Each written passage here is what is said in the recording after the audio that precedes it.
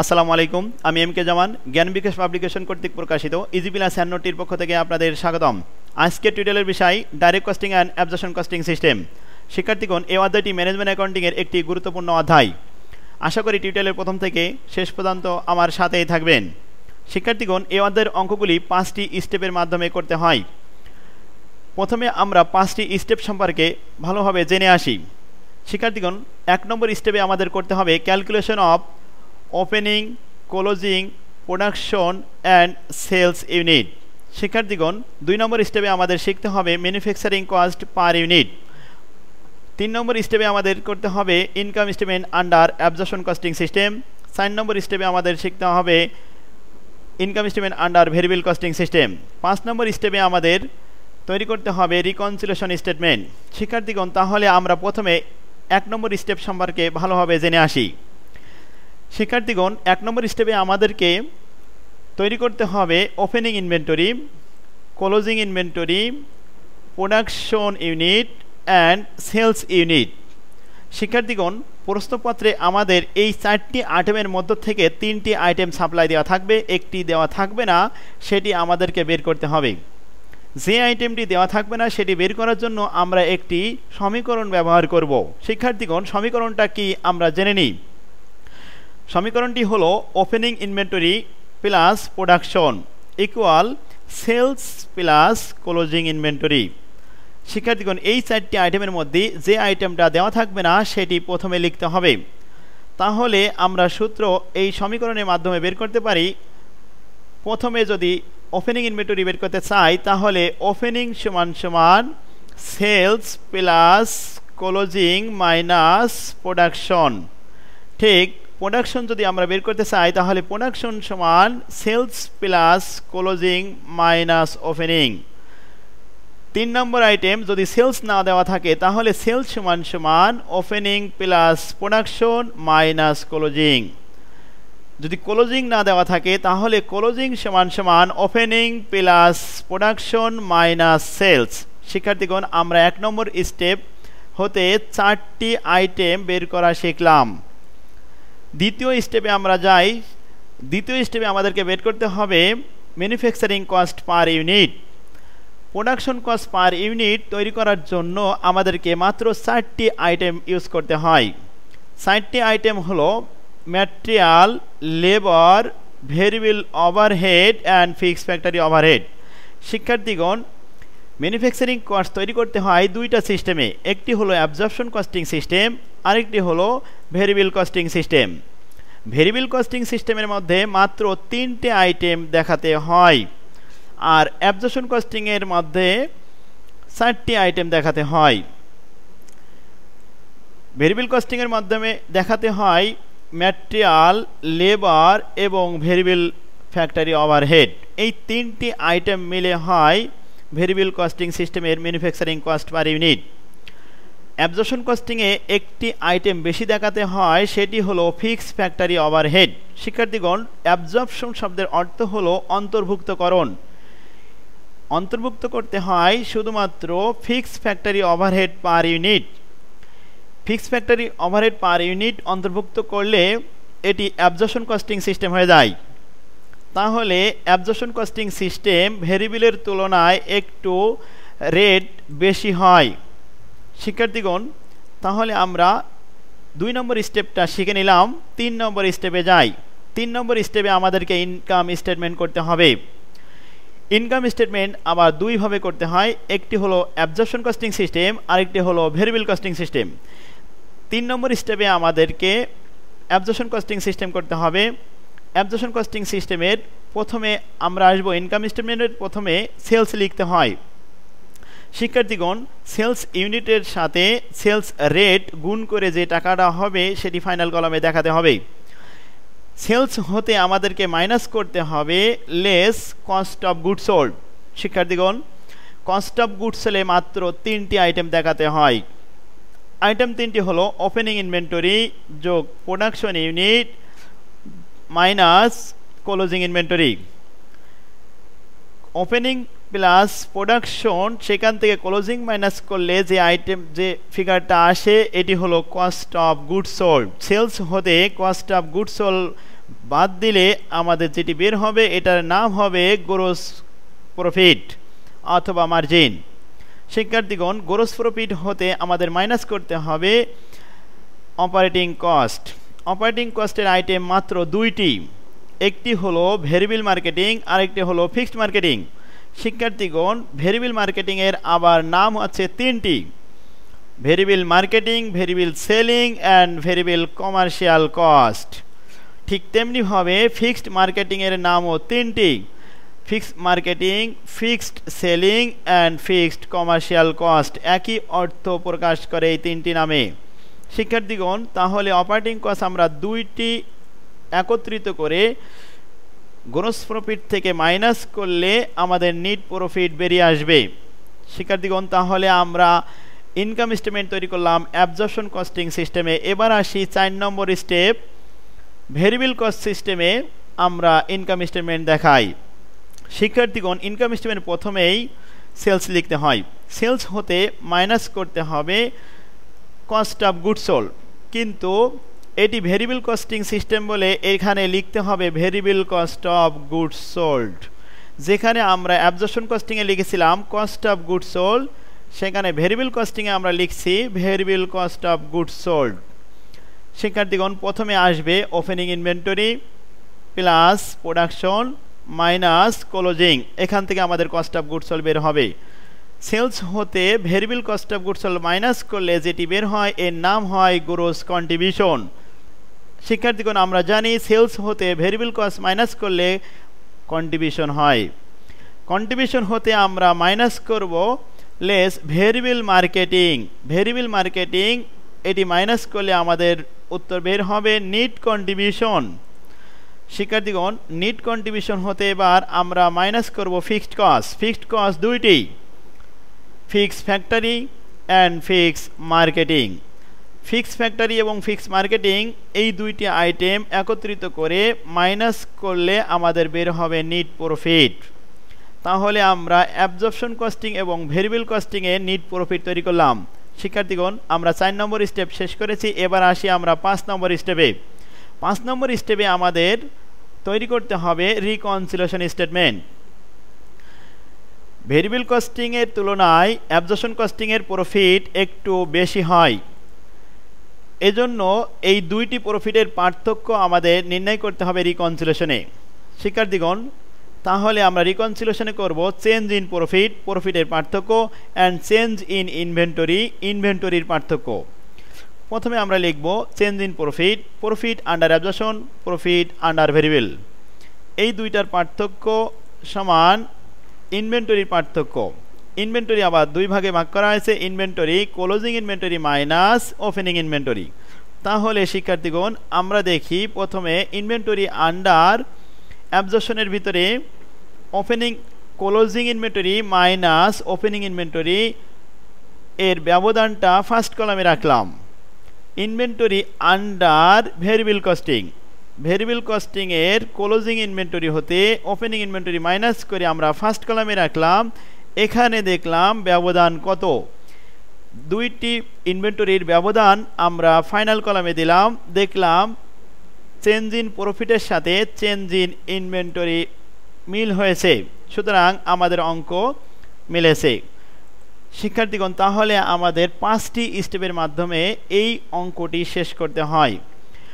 অঙ্ক সঠিকভাবে সহজ উপায়ে শেখানোর উদ্দেশ্যে আমি প্রশ্নের ধরন অনুযায়ী এই অধ্যায়ের অঙ্কগুলি 3টি ফরম্যাটে ভাগ করে দিয়েছি।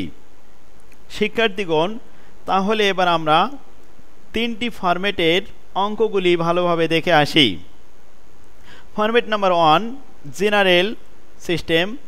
কিছু অঙ্ক আছে যে অঙ্কগুলি কোনো ফেভার বা আনফেভার হয় না, সেগুলিকে বলা হয় জেনারেল সিস্টেম। শিক্ষার্থীগণ, 3টি ফরম্যাট সম্পর্কে আমরা একটু জেনে আসি। 1 নম্বর ফরম্যাট হলো জেনারেল, 2 নম্বর ফরম্যাট আসলো ফেভারেবল অ্যান্ড আনফেভারেবল। শিক্ষার্থীগণ, ফেভারেবল অ্যান্ড আনফেভারেবল কি? ফেভারেবল হলো প্রত্যেকটা কোম্পানির একটি নির্দিষ্ট টার্গেট থাকে টার্গেট বা মিনিমাম বা বাজেটেড নর্মাল উৎপাদনের থেকে যদি বেশি বা কম হয় তাহলে সেটা ফেভার বা আনফেভার হয়। শিক্ষার্থীগণ, মিনিমাম প্রোডাকশনের থেকে বেশি প্রোডাকশন হলে সেটাকে বলা হবে ফেভারেবল প্রোডাকশন, কম প্রোডাকশন হলে সেটাকে বলা হবে আনফেভারেবল প্রোডাকশন। তাহলে favourable variance and unfavourable variance এখান থেকে আসতে পারে। শিক্ষার্থীগণ, 3 নম্বর ফরম্যাটে আমরা কিছু অঙ্ক দিয়েছি যেটি ফিফো এবং লিফো সিস্টেমে করতে হয়। তাহলে 3 নম্বর ফরম্যাটের নাম হলো FIFO and LIFO system. FIFO হলো ফার্স্ট ইন ফার্স্ট আউট, আর লিফো হলো লাস্ট ইন ফার্স্ট আউট। শেষের মাল আগে বিক্রয় করা এটি হলো লিফো, আর ফার্স্টের মাল ফার্স্টে বিক্রি করা এটি হলো ফিফো। শিক্ষার্থীগণ, তাহলে 3টি ফরম্যাট সম্পর্কে জানলাম। এবার আসি 1 নম্বর ফরম্যাট থেকে কিছু অঙ্ক শিখে আসি। শিক্ষার্থীগণ, আমরা 1 নম্বর ফরম্যাটের অঙ্কটা 1 নম্বর এক্সাম্পলটা ভালোভাবে পড়ে নিই। এক্সাম্পল 1, এখানে বলা হয়েছে the following particulars are available from the book of a company for the year 2010। শিক্ষার্থীগণ, এখানে আমাদের সাপ্লাই দেওয়া হয়েছে সেলস ইন কিলোগ্রাম ৭৫,০০০, ফিনিশ গুডস ইনভেন্টরি 1 জানুয়ারি যেটাকে বলা হয় ওপেনিং 12,০০০ unit, finish goods inventory December 31 যেটিকে বলা হয় ক্লোজিং 17,০০০ ইউনিট। তাহলে আমরা দেখলাম এখানে ওপেনিং এবং ক্লোজিং ইনভেন্টরি দেওয়া আছে আর সেলস দেওয়া আছে। শিক্ষার্থীগণ, এখানে প্রোডাকশন ইউনিট দেওয়া নাই, প্রোডাকশন ইউনিট আমাদেরকে বের করে নিতে হবে। এরপরে প্রশ্নে দেওয়া আছে সেলস প্রাইস। আমরা ইনকাম স্টেটমেন্ট করার সময় সেলস ইউনিটের সাথে 10 টাকা প্রাইস গুণ করব, তাহলে সেলস অ্যামাউন্ট পেয়ে যাব। শিক্ষার্থীগণ, ম্যানুফ্যাকচারিং কস্ট লেখা হয়েছে variable cost per kilogram of production 4 টাকা, অর্থাৎ ম্যানুফ্যাকচারিং কস্টের মধ্যে যে 4টি আইটেম থাকে তার মধ্যে 3টি আইটেম হলো ভেরিয়েবল কস্ট 3টি যোগ করে হয়েছে 4 টাকা। এর সাথে ফিক্সড ফ্যাক্টরি ওভারহেড যোগ করলে হয়ে যাবে অ্যাবজর্পশন কস্টিং এর রেট। শিক্ষার্থীগণ, ফিক্সড ফ্যাক্টরি ওভারহেড দেওয়া হয়েছে 1,60,000 টাকা, নর্মাল ক্যাপাসিটি যেখানে 80,000 কিলোগ্রাম। নর্মাল ক্যাপাসিটি দ্বারা ফিক্সড ফ্যাক্টরি ওভারহেডকে ভাগ করে ফিক্সড ফ্যাক্টরি ওভারহেডের রেট বের করতে হয়। 1,60,000 টাকাকে 80,000 ইউনিট দ্বারা ভাগ করলে 2 টাকা বের হয়। 4 টাকার সাথে 2 টাকা যোগ করলে 6 টাকা রেট আসবে অ্যাবজর্পশন কস্টিং এর। শিক্ষার্থীগণ, তাহলে আমরা আরও দেখি, নিচেই লেখা আছে marketing and administrative expense. Variable marketing 1 টাকা, ফিক্সড মার্কেটিং 1,50,000 টাকা পার ইয়ার। শিক্ষার্থীগণ, তাহলে আমরা এখানে প্রশ্নটা ভালোভাবে পড়ে নিলাম। এবার দেখি রিকোয়ারমেন্ট আমাদের কি করতে বলা হয়েছে। ইনকাম স্টেটমেন্ট 2010 সালে under absorption costing system and direct costing system, 2টা মেথডে আমাদের ইনকাম স্টেটমেন্ট করতে হবে। দ্বিতীয় রিকোয়ারমেন্টে বলা হয়েছে রিকনসিলিয়েশন স্টেটমেন্ট করেন। শিক্ষার্থীগণ, তাহলে আমাদের প্রথম ওয়ার্কিং হবে ক্যালকুলেশন অফ প্রোডাকশন কস্ট। এই অঙ্কে প্রোডাকশন ইউনিট দেওয়া ছিল না, তাই 1 নম্বর ওয়ার্কিংয়ে আমরা করছি calculation of production unit. Production সমান sales plus closing inventory minus beginning inventory. শিক্ষার্থীগণ, সেলস ইউনিট দেওয়া আছে 75,000 কেজি, ক্লোজিং দেওয়া আছে 17,000 কেজি, মাইনাস ওপেনিং দেওয়া আছে 12,000 কেজি। প্লাস মাইনাস করলে ফলাফল আসে 80,000 কেজি। শিক্ষার্থীগণ, এখানে নর্মাল ক্যাপাসিটি দেওয়া আছে 80,000 এবং প্রোডাকশন হয়েছে 80,000, তাহলে প্রোডাকশন এবং নর্মালের ভিতরে কোনো ব্যবধান আসে নাই। সুতরাং এখানে ফেভার অথবা আনফেভার কিছুই হয়নি। এটাই হলো জেনারেল, এটাই হলো মিনিমাম নর্মাল সিস্টেম। শিক্ষার্থীগণ, তাহলে আমরা 2 নম্বর স্টেপে আসি। 2 নম্বর ওয়ার্কিংয়ে বলা হয়েছে ম্যানুফ্যাকচারিং কস্ট পার kilogram. Variable cost per KG প্রশ্নে সাপ্লাই দেওয়া হয়েছে 4 টাকা 4 টাকা। ফিক্স ফ্যাক্টরি ওভারহেড 1,60,000 টাকাকে 80,000 ইউনিট দ্বারা ভাগ করলে আমরা পাই 2 টাকা। শিক্ষার্থীগণ শুধুমাত্র অ্যাবজর্পশন কস্টিংয়ের ভিতরেই ফিক্সড কস্ট অন্তর্ভুক্ত হয়, এই জন্য ফিক্সড কস্টটি দেওয়া হয়েছে অ্যাবজর্পশন কস্টিংয়ের ভিতরে, ডাইরেক্ট কস্টিংয়ের ভিতরে দেওয়া হয়নি। ডাইরেক্ট কস্টিংয়ের রেট হলো 4 টাকা, অ্যাবজর্পশনের কস্টিংয়ের রেট হলো 6 টাকা। শিক্ষার্থীগণ এবার আসি আমরা তৃতীয় স্টেপে, requirement on income statement under absorption costing system. শিক্ষার্থীগণ প্রথমে আমাদের সেলস লিখতে হবে। সেলস ইউনিট দেওয়া আছে 75,000 কিলোগ্রাম ইন্টু 10 টাকা রেট, তাহলে গুণ করলে আমরা সেলস অ্যামাউন্ট পাই 7,50,000 টাকা। এখান থেকে আমরা মাইনাস করব, যেহেতু কস্ট অফ গুডস সোল্ড সিস্টেমে, সুতরাং এখান থেকে মাইনাস করতে হবে cost of goods sold. Absorption সিস্টেমে কস্ট অফ গুডস সোল্ড লিখতে হয় বিগিনিং ইনভেন্টরি 12,000 গুণন 6 টাকা। শিক্ষার্থীগণ অ্যাবজর্পশনের রেট দেওয়া আছে 6 টাকা, 6 টাকা নিয়ে আসলাম আমরা। ওপেনিং ইনভেন্টরি 12,000 গুণন 6 বরং 72,000 টাকা। ম্যানুফ্যাকচারিং কস্ট প্রোডাকশন ইউনিট আছে 80,000 ইউনিট গুণন 6 টাকা, 6টা 48 অর্থাৎ 4,80,000 টাকা। শিক্ষার্থীগণ টোটাল যোগ করে হলো 5,52,000 টাকা। এখান থেকে মাইনাস করব ক্লোজিং ইনভেন্টরি 17,000 গুণন 6 টাকা, 1,02,000 টাকা। বাদ দেওয়ার পরে এখানে থাকবে আমাদের 4,50,000। 7,50,000 থেকে 4,50,000 বাদ দিলে থাকবে 3 লক্ষ টাকা গ্রোস প্রফিট। শিক্ষার্থীগণ গ্রোস প্রফিট থেকে এবার আমাদের মাইনাস করতে হবে অপারেটিং কস্ট। অপারেটিং কস্ট আমরা আগেই জেনেছি মাত্র দুইটি, একটি হলো ভেরিয়েবল মার্কেটিং, আরেকটি হলো ফিক্স মার্কেটিং। ভেরিয়েবল মার্কেটিং বলা হয়েছে 75,000 কিলোগ্রাম গুণন 1 টাকা পার কিলোগ্রাম, তাহলে 75,000 টাকা। ফিক্স মার্কেটিং দেওয়া আছে 1,50,000 টাকা, দুইটি যোগ করে আমরা পেয়েছি 2,25,000 টাকা। 3 লক্ষ থেকে 2,25,000 মাইনাস করলে আমাদের থাকে 75,000 টাকা। শিক্ষার্থীগণ তাহলে আমরা অ্যাবজর্পশন কস্টিং সিস্টেমে নিট প্রফিট পেয়েছি 75,000 টাকা। এবার আসি আমরা 2 নম্বর রিকোয়ারমেন্টে, income statement under variable costing system.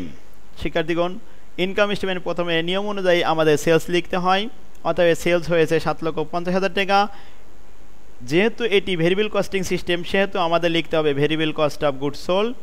Variable cost of goods sold এখানে প্রথমে ওপেনিং ইনভেন্টরি 12,000 ইউনিট গুণন 4 টাকা। শিক্ষার্থীগণ এখানে আমরা দেখেছি ডাইরেক্ট কস্টিং সিস্টেমে রেট হয়েছিল 4 টাকা। 4 টাকা দিয়ে আমরা ওপেনিং ইনভেন্টরিকে গুণ করলে পাবো 48,000 টাকা। শিক্ষার্থীগণ ম্যানুফ্যাকচারিং কস্ট প্রোডাকশন ইউনিট 80,000 গুণন 4, এখানে পাবো 3,20,000 টাকা। দুইটি যোগ করলে আমরা পাচ্ছি 3,68,000 টাকা। এখান থেকে ক্লোজিং ইনভেন্টরি মাইনাস করি 17,000 গুণন 4, অতএব 68,000 টাকা। তাহলে মাইনাস করলে থাকে আমাদের 3 লক্ষ।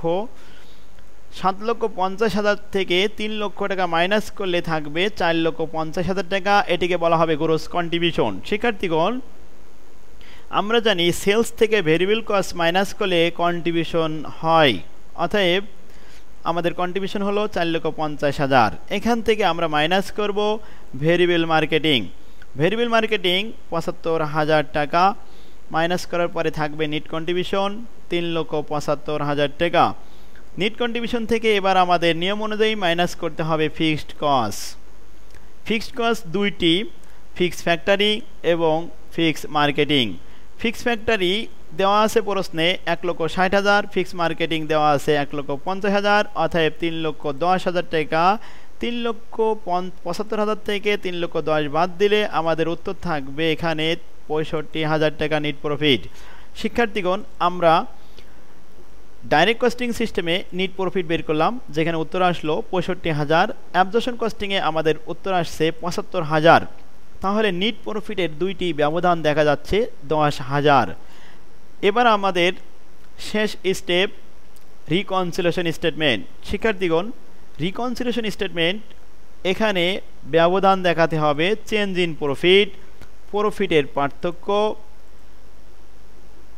চেঞ্জ ইন প্রফিট প্রথমে আমাদের লিখতে হবে NEET profit under absorption costing ৭৫,০০০ টাকা, NEET profit under variable costing ৬৫,০০০ টাকা, চেঞ্জ হয়েছে মাত্র ১০,০০০ টাকা। শিক্ষার্থীগণ, তাহলে আমরা এবার আসি change in inventory. Inventory closing inventory হতে ওপেনিং ইনভেন্টরি মাইনাস করতে হয়, তাহলে ইনভেন্টরি আন্ডার অ্যাবজর্পশন, যেখানে ক্লোজিং আছে অ্যাবজর্পশন সিস্টেমে ১,০২,০০০ এবং ওপেনিং আছে ৭৫,০০০। শিক্ষার্থীগণ, তাহলে আমরা রিকনসিলেশনে আসি, ১,০২,০০০ থেকে মাইনাস করি ৭৫,০০০, এখানে পাওয়া গেল ৩০,০০০। ঠিক একইভাবে ভেরিয়েবল কস্টিং সিস্টেম থেকে আমরা ক্লোজিং নিয়ে আসি, closing inventory ৬৮,০০০ minus opening inventory ৪৮,০০০। দুইটির ভিতরে পার্থক্য ৬৮,০০০ মাইনাস ৪৮,০০০, ব্যবধান হলো ২০,০০০। শিক্ষার্থীগণ, ৩০,০০০ থেকে ২০,০০০ মাইনাস করলে আমাদের থাকে ১০,০০০। অতএব আমরা দেখতে পাচ্ছি চেঞ্জ ইন প্রফিটের ভিতরে পার্থক্য ১০,০০০ এবং ইনভেন্টরির ভিতরে পার্থক্য ১০,০০০। এটি মিল হয়েছে, সুতরাং আমাদের অঙ্ক সঠিক হয়েছে। এভাবে আমাদের অঙ্ক করতে হবে নর্মাল অঙ্কগুলি। শিক্ষার্থীগণ, এই অধ্যায়ের অঙ্কগুলি খুবই সহজ। এখান থেকে আমরা এবার আসি ২ নম্বর ফরম্যাট। ২ নম্বর ফরম্যাটে যেখানে ফেভার আনফেভারেবল আসবে। শিক্ষার্থীগণ, ফেভার আনফেভার আমরা বুঝতে পারবো নর্মাল প্রোডাকশন হতে যদি অ্যাকচুয়াল প্রোডাকশন বেশি অথবা কম হয়, তাহলে এখানে ফেভার অথবা আনফেভার হবে। শিক্ষার্থীগণ, তাহলে আমরা প্রথমে একটি প্রশ্ন পড়ে দেখি কিভাবে দেওয়া থাকে প্রশ্নটি। The following particulars are available from the books of Sakib and company.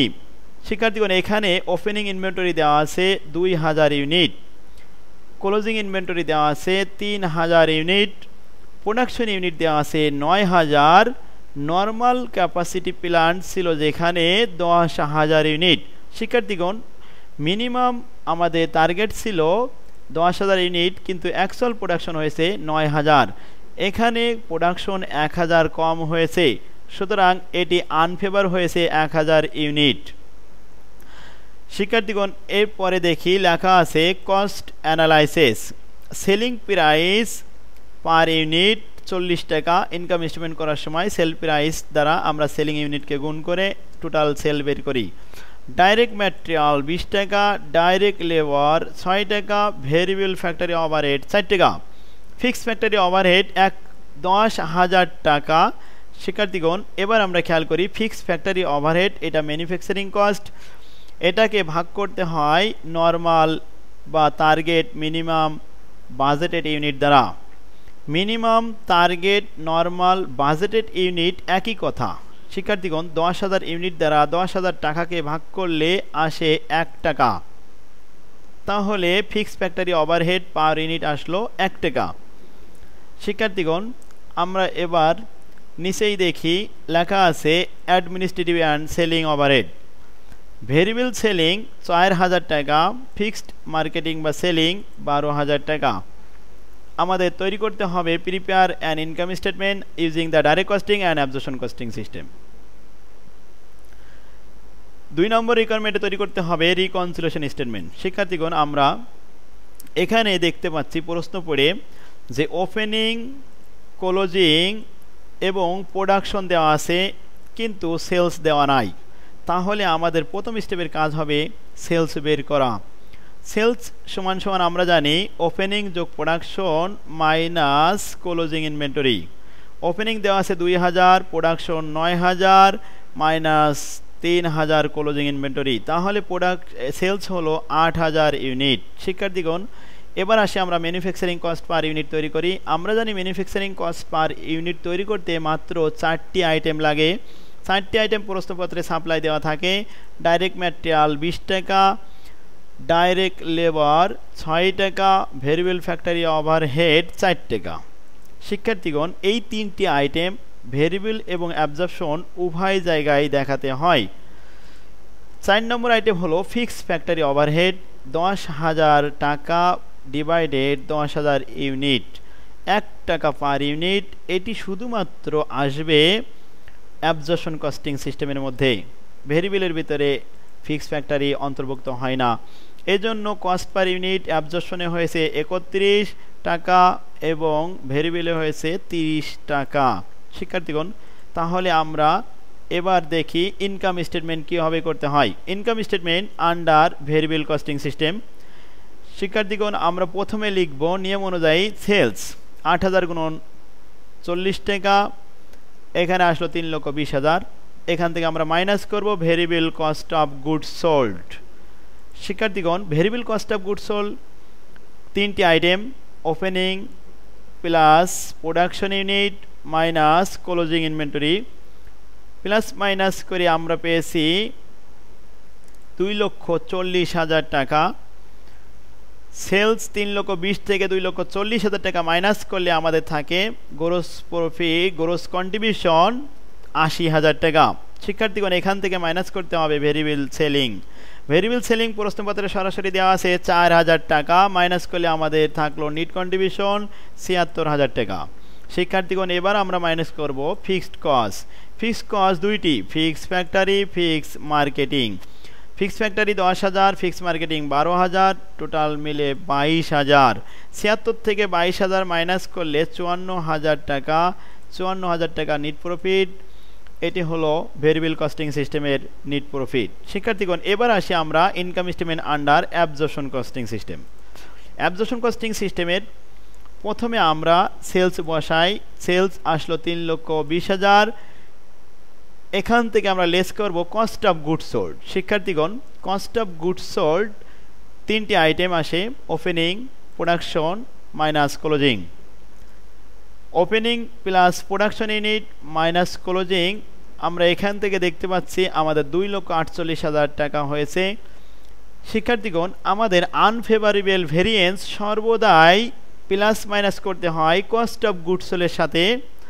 সুতরাং আনফেভারেবল ভেরিয়েন্স হয়েছিল production 1,000 unit, cost per fixed manufacturing হয়েছিল 1 টাকা।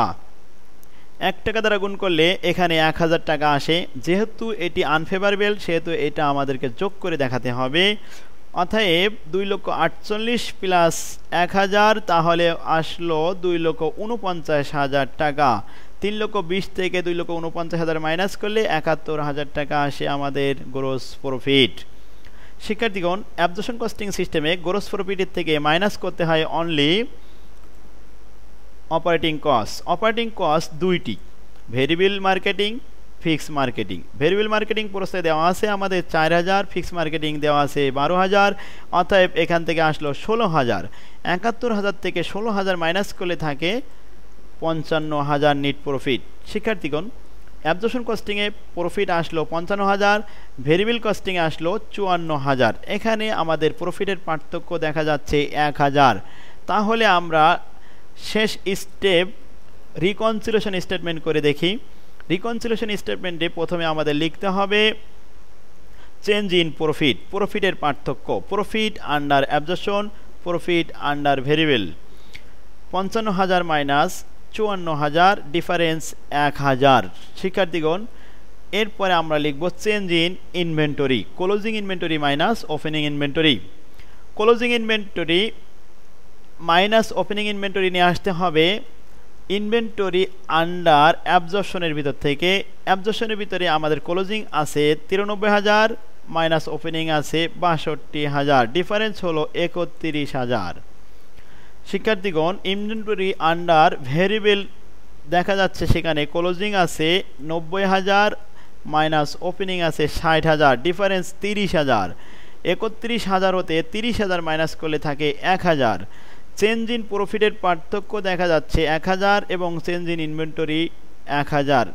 তাহলে শিক্ষার্থীগণ, আমরা এখানে দেখলাম দুইটি ডিফারেন্স মিলে গেল, অতএব আমাদের অঙ্ক সঠিক হয়েছে। শিক্ষার্থীগণ, এবার আসি আমরা লিফো ফিফো অর্থাৎ 3 নম্বর ফরম্যাটে। 3 নম্বর ফরম্যাটে এটি LIFO system, FIFO system. LIFO system FIFO system অঙ্কগুলি করতে হলে অবশ্যই একের অধিক বছর দেওয়া থাকবে শিক্ষার্থীগণ। এখানে দেওয়া আছে ফার্স্ট ইয়ার অ্যান্ড সেকেন্ড ইয়ার। অবশ্যই একের অধিক বছর না হলে লিফো ফিফো করা সম্ভব হবে না শিক্ষার্থীগণ। তাহলে আমরা দেখি ইনফরমেশনে কি লেখা হয়েছে। সেলস ইউনিট প্রথম বছরে 1000, যেখানে প্রোডাকশন করেছিল মাত্র 1400। শিক্ষার্থীগণ 1400 প্রোডাকশন করে 1000 বিক্রি করলে এখানে ক্লোজিং থাকে 400। শিক্ষার্থীগণ ওপেনিং এবং ক্লোজিং দুইটি যদি অমিট থাকে তাহলে ধরে নিতে হবে ওপেনিং 0 ছিল, অর্থাৎ ওপেনিং 0, এরপর প্রোডাকশন, সেখান থেকে সেল করলে যেটি থাকবে সেটি হবে ক্লোজিং। শিক্ষার্থীগণ প্রথম বছরের ক্লোজিং দ্বিতীয় বছরের ওপেনিং হয়ে যায়। তাহলে আমরা দেখলাম প্রথম বছরের ক্লোজিং আছে 400, এটি সেকেন্ড ইয়ারের ওপেনিং হবে 400। প্রোডাকশন হয়েছে সেকেন্ড ইয়ারে মাত্র 1000। শিক্ষার্থীগণ 1000-এর সাথে ওপেনিং যোগ করলে 1400 আসে, সেখান থেকে সেল করা হয়েছে 1200, তাহলে সেকেন্ড ইয়ারে ক্লোজিং থাকবে মাত্র 200। শিক্ষার্থীগণ তাহলে আমরা ওপেনিং ক্লোজিং সম্পর্কে একটু জেনে নিলাম। এবার আসি প্রোডাকশন কস্ট। দেওয়া হয়েছে ভেরিয়েবল ম্যানুফ্যাকচারিং, যেখানে 3টে আইটেম আছে। প্রথম বছরে 700 টাকা, দ্বিতীয় বছরে 500 টাকা। ফিক্স ম্যানুফ্যাকচারিং ফিক্স কস্ট সবসময় সমান হয়। ফিক্স ফ্যাক্টরি দেওয়া আছে 700 টাকা প্রথম বছরে, সেকেন্ড বছরেও 700 টাকা। ভেরিয়েবল মার্কেটিং প্রথম বছরে 1000, দ্বিতীয় বছরে 1200 টাকা। ফিক্স মার্কেটিং প্রথম বছরে 400 টাকা, দ্বিতীয় বছরে 400 টাকা। শিক্ষার্থীগণ তাহলে আমরা প্রশ্ন সম্পর্কে জানলাম। ফিফো লিফো পদ্ধতিতে আমাদের এই অঙ্কটি করতে হবে। এখানে দেওয়া হয়েছে সেলস প্রাইস 3 টাকা ইউজিং দ্য ফিফো সিস্টেম। আমাদের ফিফো সিস্টেমে অঙ্কটি করতে হবে শিক্ষার্থীগণ। তাহলে আমরা অঙ্ক শুরু করার আগে রিকোয়ারমেন্টে কি বলে দেখি। Prepare an income statement for each of the year, variable costing system and absorption costing system. শিক্ষার্থীগণ আমাদের প্রথমে ওপেনিং এবং ক্লোজিং ইনভেন্টরি বের করে নিতে হবে। Calculation of opening and closing inventory first year and second year. শিক্ষার্থীগণ তাহলে আমরা প্রথমে লিখব ওপেনিং প্রথম বছরে 0, প্রোডাকশন প্রথম বছরে 1400 ইউনিট থেকে ক্লোজিং সেলস প্রথম বছরে 1000, তাহলে আমাদের অবশিষ্ট ক্লোজিং থাকে 400। প্রথম বছরের ক্লোজিং দ্বিতীয় বছরের ওপেনিং হয়। শিক্ষার্থীগণ দ্বিতীয় বছরে প্রোডাকশন করা হয়েছে 1000 ইউনিট, ওপেনিং যোগ প্রোডাকশন টোটাল মিলে 1400 ইউনিট, সেখান থেকে দ্বিতীয় বছরে সেল হয়েছে 1200 ইউনিট, তাহলে ক্লোজিং থাকে সেকেন্ড ইয়ারে 200 ইউনিট। শিক্ষার্থীগণ আমরা এবার আসি ম্যানুফ্যাকচারিং কস্ট পার ইউনিট তৈরি করি। যেহেতু এখানে 2টা বছর সেহেতু আমাদের 4টি কলাম করতে হবে। ভেরিয়েবল কস্টিংয়ে 2টা, অ্যাবজর্পশন কস্টিংয়ে 2টা ঘর, তাহলে মোট 4টি কলাম আমরা এখানে দেখালাম। প্রথমে ভেরিয়েবল ম্যানুফ্যাকচারিং কস্ট প্রথম বছরে 700 ইউনিট খরচ, 700 টাকা খরচ করে 1400 ইউনিট উৎপাদন করা হয়েছে। শিক্ষার্থীগণ তাহলে 700-কে 1400 ইউনিট দ্বারা ভাগ করলে 50 পয়সা আসে ফার্স্ট ইয়ারে। ভেরিয়েবল এবং অ্যাবজর্পশন উভয় জায়গায় 50 পয়সা বসানো হলো। দ্বিতীয় বছরে দেখা যাচ্ছে 500 টাকা খরচ করে উৎপাদন করেছে আপনার 1000 ইউনিট, অর্থাৎ 500-কে আমরা 1000 ইউনিট দ্বারা ভাগ করলে পাবো সেকেন্ড ইয়ারে 50 পয়সা এবং 50 পয়সা, 2টা পদ্ধতিতে।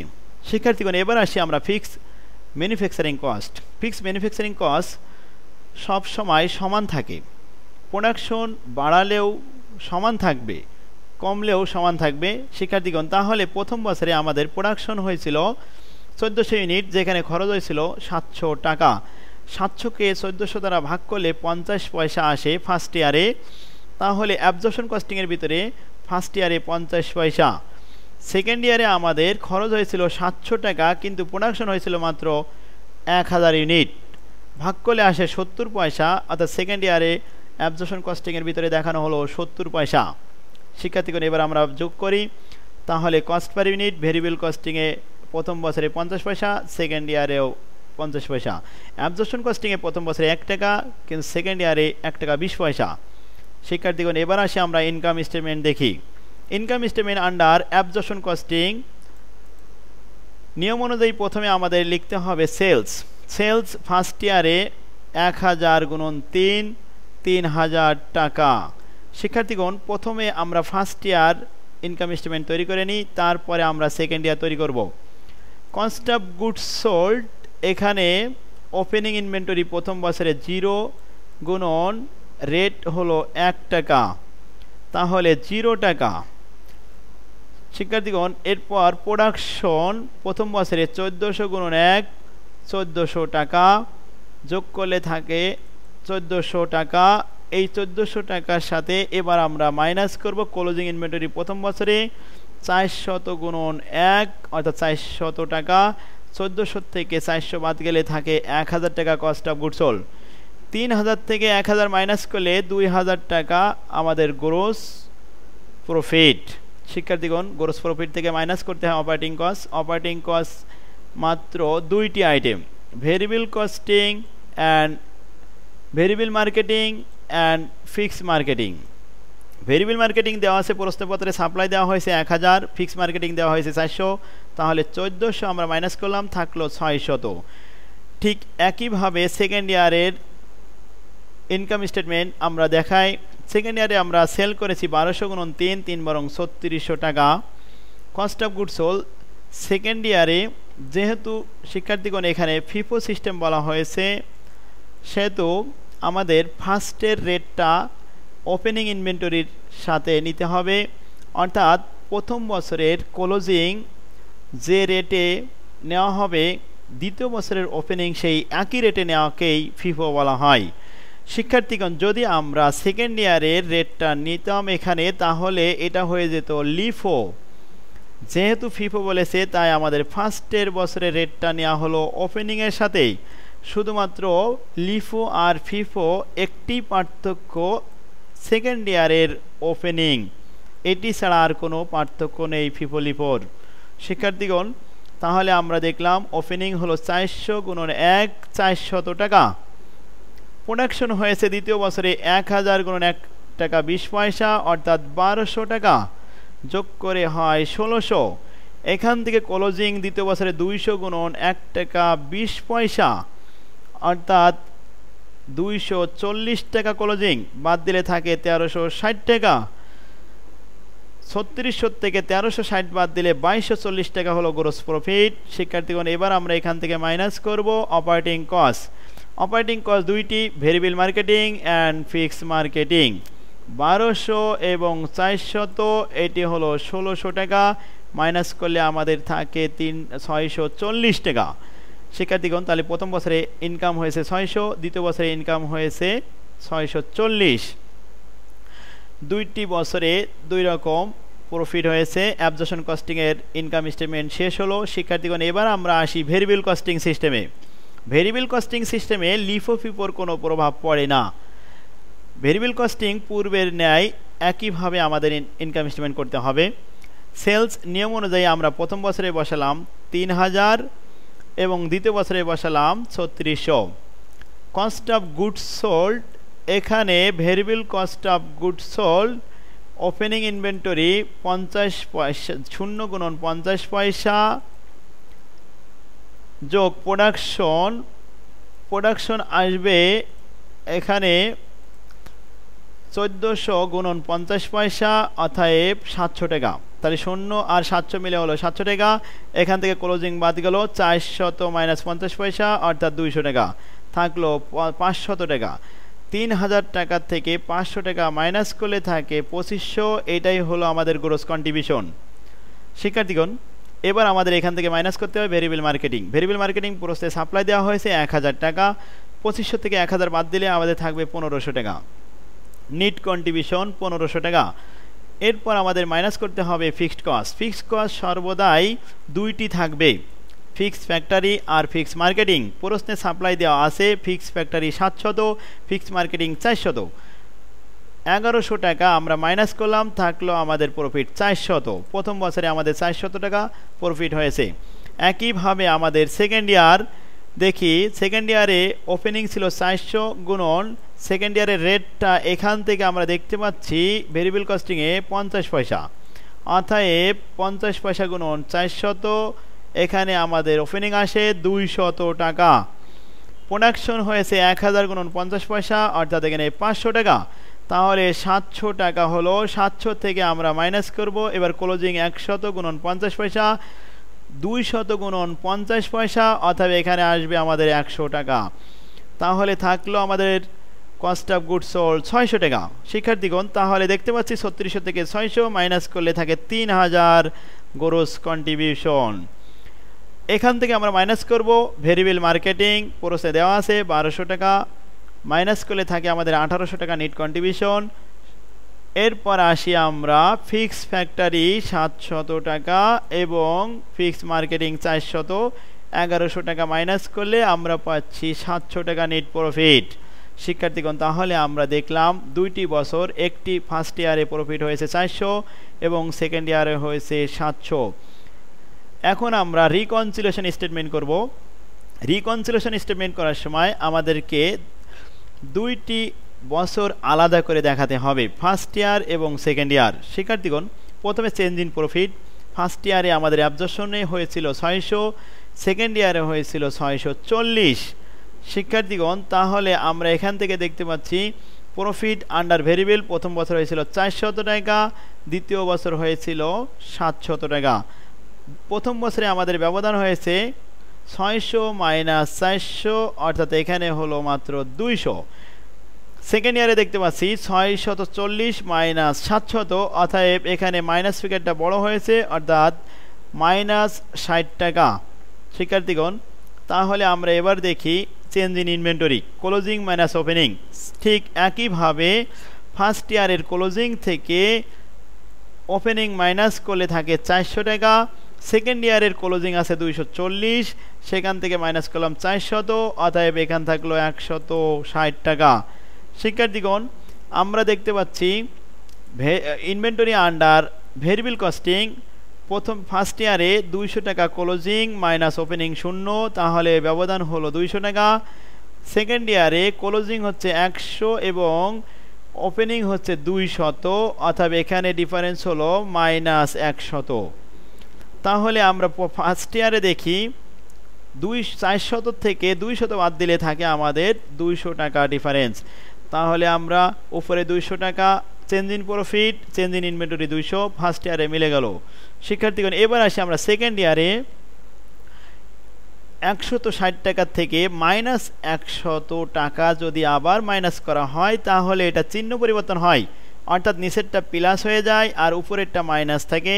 যেহেতু বড়টি সাইন হলো মাইনাস, তাই আমাদের মাইনাস 60 টাকা হয়েছে উত্তর। শিক্ষার্থীগণ, চেঞ্জ ইন প্রফিটের ভিতরে মাইনাস 60 টাকা, চেঞ্জ ইন ইনভেন্টরির ভিতরে মাইনাস 60 টাকা, অর্থাৎ অঙ্ক আমাদের মিল হয়েছে। এভাবে আমাদের লিফোফিফ শেষ করতে হবে। শিক্ষার্থীগণ, আমরা এই অধ্যায়ের অঙ্কগুলি 3টি ফরম্যাটের মাধ্যমে শিখে নিলাম। ক্লাসের প্রায় শেষ পর্যায়ে আমরা চলে এসেছি। তাহলে ইজি প্লাস হ্যান্ড নোটটিতে আমি এই 3টি ফরম্যাটের 20টি করে 60টি অঙ্ক দিয়েছি এক্সারসাইজে এবং প্রবলেম দিয়েছি 60টি, প্রায় 120টি অঙ্ক দিয়েছি। আপনারা ইজি প্লাস হ্যান্ড নোটটি সংগ্রহ করুন এবং বেশি বেশি করে অঙ্ক প্র্যাকটিস করুন, তাহলে মনে রাখা সহজ হবে। আজকে আমাদের ক্লাস এখানে শেষ হলো। আসসালামু আলাইকুম ওয়া রাহমাতুল্লাহি ওয়া বারাকাতুহু।